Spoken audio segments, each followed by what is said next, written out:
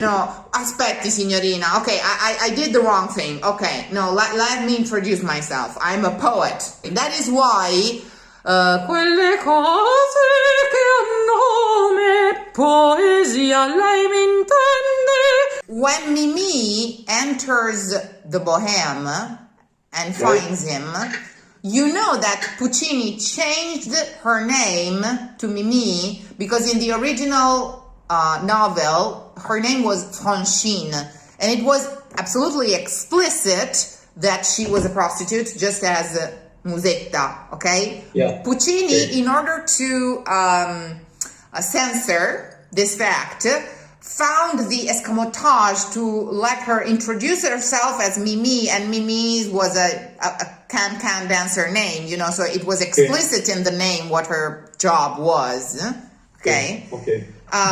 In order not to have to make her say what she did for a living, because she says she's a seamstress, but we never see her with a needle in her hands during the opera.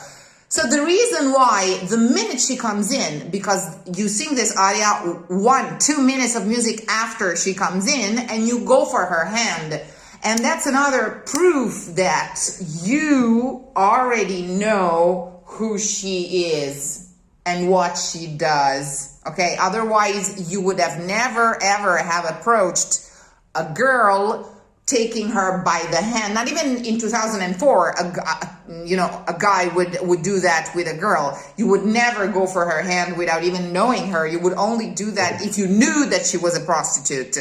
And that's why, you know, you say aspetti, signorina, because when you go for a hand, oh, che gelida manina, that's your sexual approach to her. Oh, let me warm you up. Aspetti, signorina, because she pulls back. She wasn't there for that reason, okay? She was there as Lucia, not as Mimi. And that is why afterwards she is going to make things straight with you, you know, aspetti, signorina. Okay, I did the wrong thing. Okay, no, let me introduce myself. I'm a poet.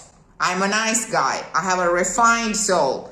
And then, only then, she decides to introduce herself and she says, you know, maybe they call me Mimi, but my name is Lucia, okay? And I happen to like poetry as well.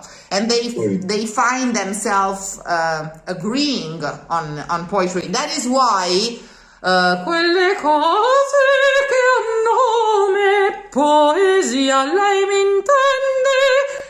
You reply sì, and Puccini on that sì writes, if you go check on your score, commosso, which means touched. You know that. Okay, right. Because he understands that she is trying to redeem herself in that introduction, and that you treated like a prostitute, someone who wasn't there to be treated like a prostitute on Christmas Eve. You see what I mean? Yeah. So this is very interesting because that che gelida manina seems very caring. Oh, your hands are so cold, but you would never touch someone's hands after a minute she's entered your home in the first place. So if you do it, it's because you are trying something on her. She refuses you, and then you try the poetry road, which works, which is going to work. Che gelida. So that che gelida manina is kind of che gelida manina se la lasci riscaldar.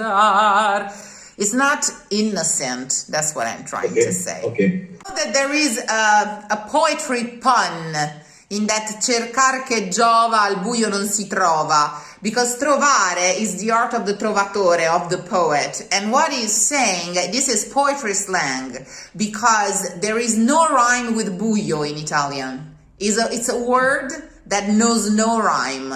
So he couldn't be able to find the rhyme for buio, whereas per fortuna è una notte di luna, and the rhyme with luna is much easier. Cerca in one, che gelida manina se la lasci riscaldare, cercar che giova, che già, cercar, che già, cercar, as if it was in the same octave. I don't want to say that it's dirt, it's nasty. No, you're still a guy in your 20s, but it's a sexual approach that you're trying with that che gelida manina, so much that she will pull back.